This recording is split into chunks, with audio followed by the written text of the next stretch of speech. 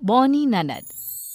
सुबह सुबह पूजा अपनी ननद प्रीति के कमरे में उसको उठाने के लिए आती है और देर तक सोता हुआ देख उसके ऊपर से कंबल हटाते हुए अपनी ननद से कहती है, सूरज सर पर आ गया, पर अभी तक तुम्हारे लिए सुबह नहीं हुई। अरे आज उठना भी है या नहीं? भाभी, उठ रही थी मैं। उठ रही थी? ऐसा एक भी दिन नहीं आता कि बिना उठाए तुम उठ जाओ। भाभी, आज तबीयत ठीक नहीं लग रही थी, इसलिए आज लेट हो गया। तुम्हारी तो रोज ही तबीयत खराब होती है, घर का काम जो करना होता है। ये नहीं कि भाभी पूरा दिन अकेले काम करती है तो कभी उनकी मदद करवा दूं। भाभी, मुझसे जो भी होता है वो मैं कर तो देती हूँ, फिर भी आप मुझे रोज सुबह सुबह सुनाना शुरू कर देती हो। तुम्हें तो कुछ बोलना ही बेकार है। पता नहीं कब शादी करके अपने ससुराल जाएगी, पर इससे शादी करेगा भी कौन? इसके लिए तो इसी की तरह कोई बौना देखना पड़ेगा। प्रीति अपनी भाभी की बातें सुनकर बिना कुछ बोले बाहर जाने लगती है। तभी पूजा प्रीति को रोकते हुए उससे कहती है, ओ महारानी, ये तुम्हारा कंबल, इसे कौन उठाएगा? इतना कहकर पूजा वहां से चली जाती है। बेचारी प्रीति अपना बेड ठीक करने लगती है, जिसके बाद प्रीति घर का भी काम करने लगती है और खुद से कहती है, चलो घर का काम तो खत्म हुआ, अब कॉलेज के लिए तैयार हो जाती हूँ।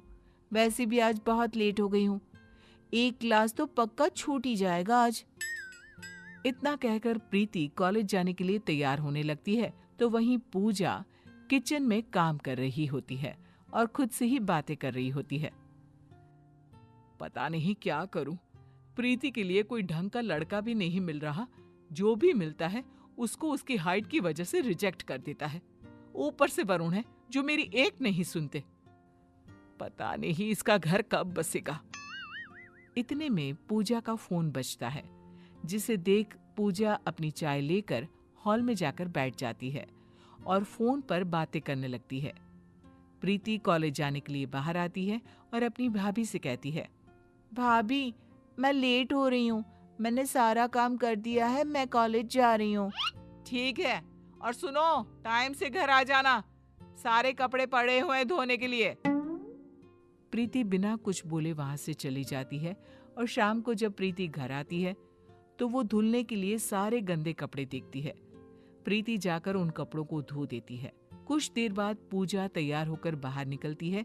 तब प्रीति अपनी भाभी से पूछती है, भाभी, आप इतनी रात को कहाँ जा रही हो?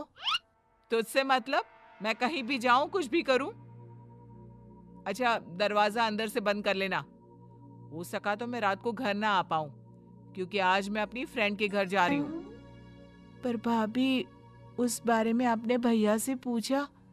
आपको पता है ना, भैया को रात में किसी का भी दूसरों के घर रुकना पसंद नहीं है।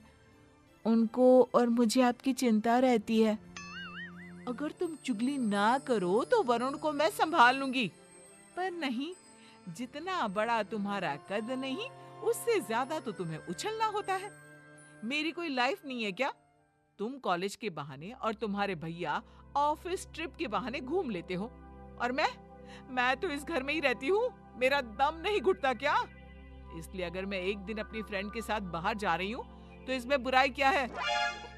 भाभी, रात को आप बिना बताए जा रही हो, कल को आपको कुछ हो गया तो मैं भैया को क्या जवाब दूंगी?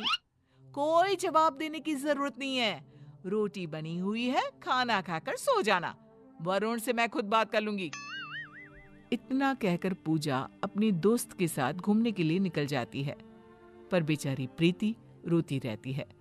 पूजा अपनी दोस्त के साथ घूमकर घर आती है और अगले दिन प्रीति को जब टीवी देखता हुआ देखती है तो सारे कपड़े लेकर उसके पास जाकर कहती है, सारा दिन टीवी देखने से घर का काम खत्म नहीं होता, कभी मेरे बारे में भी सोच लिया करो।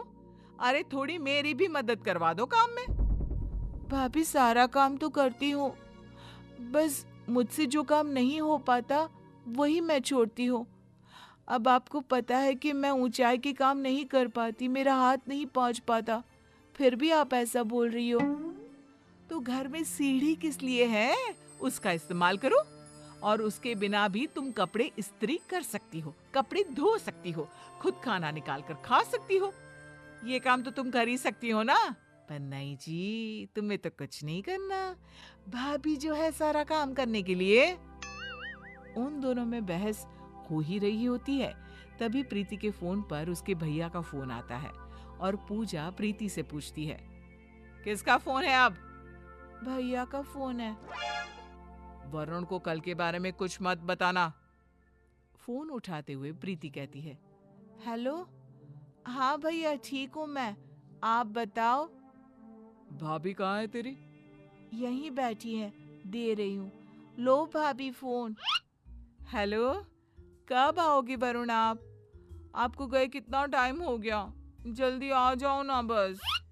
हाँ मैं आ ही रहा हूँ, 2-3 में आ जाऊंगा। अच्छा प्रीति ठीक है ना? तुम दोनों की अब लड़ाई तो नहीं होती ना पहले की तरह?